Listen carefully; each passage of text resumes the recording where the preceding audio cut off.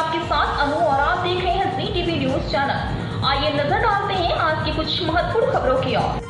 Fitness को बढ़ावा देने और हृदय, न्यूरो और ऑर्थोपेडिक स्वास्थ्य के बारे में जागरूकता फैलाने के लिए समर्पित पहली पूर्वी अहमदाबाद हाफ मैराथन रविवार 19 जनवरी को निकोल में आयोजित की जाएगी। हार्मनी हॉस्पिटल, निकोल और माउंट लिटेरा जी स्कूल द्वारा प्रस्तुत पहली ईस्ट अहमदाबाद हाफ मैराथन में 2800 से अधिक स्वास्थ्य के प्रति जागरूक प्रतिभागियों ने 21 किलोमीटर, 10 किलोमीटर और 5 किलोमीटर श्रेणियों में पंजीकरण कराया है। प्रतिभागियों में शौकिया और पेशेवर धावक शामिल हैं। हार्मनी हॉस्पिटल के डॉक्टर मुकेश पटेल ने कहा, हम पहली बार पूर्वी अहमदाबाद हाफ मैराथन की मेजबानी करने के लिए रोमांचित हैं, जो सिर्फ एक दौड़ नहीं बल्कि हृदय, न्यूरो और ऑर्थोपेडिक स्वास्थ्य चुनौतियों को रोकने और प्रतिबंधित करने में फिटनेस के महत्व के बारे में नागरिकों को शिक्षित और प्रेरित करने का एक मंच है।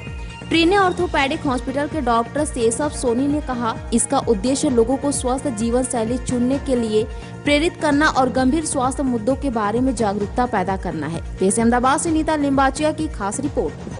मारू नाम doctor Paresh Goyal, chairman Mount Litera Zee school Ahmedabad और director harmony hospital.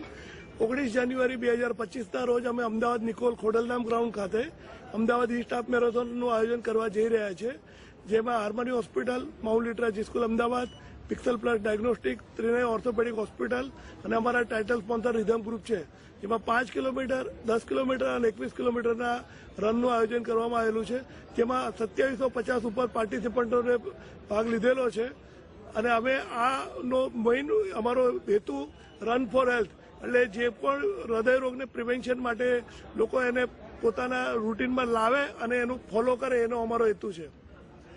5 kilometre, 10 kilometre અને 21 કિલોમીટરનો અલગ અલગ છે। 10 કિલોમીટર અને 21 કિલોમીટર ત્યાંથી ભક્તિ સર્કલથી સુકન ચોકડી, ત્યાંથી કલ્યાણ ચોક, ત્યાંથી શેલ્બી હોસ્પિટલ, ત્યાંથી નરોડા મુક્તિગૃહ, ત્યાંથી વિઠ્ઠલ પ્લાઝાથી અગેન સેમ બેક રિટર્ન ઉપર રૂટ ઉપર ખોડલધામ ગ્રાઉન્ડ પરત ફરશે। 5 કિલોમીટર વાળા ત્યાંથી શ્રીરામ ચોકથી મેવાડા ગ્રીન પાર્ટી પ્લોટ અને ત્યાંથી પરત ફરશે। હું પાર્થ પટેલ રિધમ ગ્રુપમાંથી છું। અમે લોકો દર વખતે અલગ અલગ કલ્ચર એક્ટિવિટીની અંદર સ્પોન્સર થતા હોય છે। આ વખતે એક હેલ્થ માટેનું એક ઇનિશિયેટિવ હતું, એના માટે અમે લોકો ટાઇટલ સ્પોન્સર અહીંયા આગળ કર્યું છે।